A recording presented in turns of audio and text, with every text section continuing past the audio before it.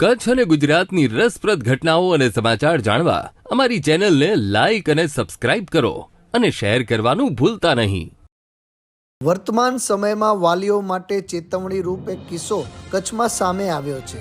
કચ્છના ભુજ તાલુકાના મોખાણા ગામના એક સગીર કિશોરે મોબાઈલ ગેમમાં હારી જતા ઝેરી દવા પી આપઘાત કરી લેતા ગામમાં અરેરાટી વ્યાપી છે. 17 વર્ષીય કાર્તિક મેરિયાએ ઝેરી દવા પી લીધા બાદ સારવાર દરમિયાન તેનું મોત થયું છે. બનાવ ગત 4 જાન્યુઆરીના સાંજે 7 વાગ્યે બન્યો હતો. હતભાગી જે કિશોર છે તે પોતાના ઘરે મોબાઈલમાં કોઈ ગેમ રમી રહ્યો હતો. એ દરમિયાન તે મોબાઈલ ગેમ હારી જતા તેનો આઘાત તેને લાગ્યો હતો અને ખેતરમાં નિંદામણ બાળવાની જે ઝેરી દવા હોય તે સગીરે પી લેતા તેને ત્યારબાદ જીકે જનરલ હોસ્પિટલ ખાતે સારવાર માટે ખસેડાયો હતો, જ્યાં 4 દિવસ સુધી તેની સારવાર ચાલ્યા બાદ 8 જાન્યુઆરીના તેનું મોત થયું છે.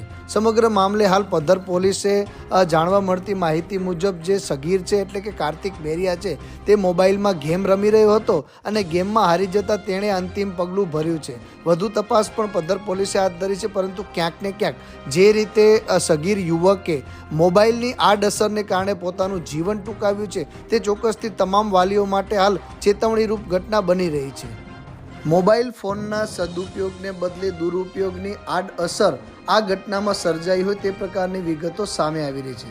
સમગ્ર મામલે PR ન્યૂઝ સાથે વાતચીત કરતા રસિકબા કેસરિયાએ જણાવ્યું હતું કે આમ જોવા જાવ તો કોઈ પણ વિસ્તારની આ ઘટના છે એ યોગ્ય નથી, કોઈ પણ ક્ષેત્રની આ ઘટના છે એ યોગ્ય નથી, કારણ કે 17 વર્ષનો ટીનેજ કહીએ આપણે જેને કિશોરાવસ્થાની અંદર હજી એટલી બધી વ્યક્તિની અંદર જીવનને લઈને ગંભીરતા નથી આવતી. ત્યારે આમ જોવા જાવ તો ઈ તો ગંભીર નથી, પણ આ જે જવાબદારી છે પહેલી જવાબદારી, જેમ માં છે એ પહેલી ગુરુ છે અને પિતા છે એ જન્મતાની સાથેના રક્ષક છે, તો માં અને પિતાની પહેલી જવાબદારી છે. આ દીકરાને લઈને નહીં, સમાજની અંદર સાર્વત્રિક મને એવું લાગે છે કે મા બાપની આ પહેલી ફરજ છે.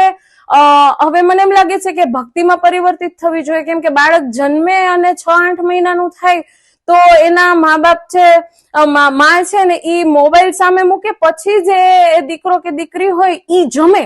એટલે બાળક છે હજી શિશુ અવસ્થાની અંદર છે, એને કઈ ખબર જ નથી, એને કઈ વાત કરતા નથી આવડતું, ત્યારથી તમે એને જે ટેવ પાડો છો ને એનું મને લાગે છે કે આ એક વરવું પરિણામ છે.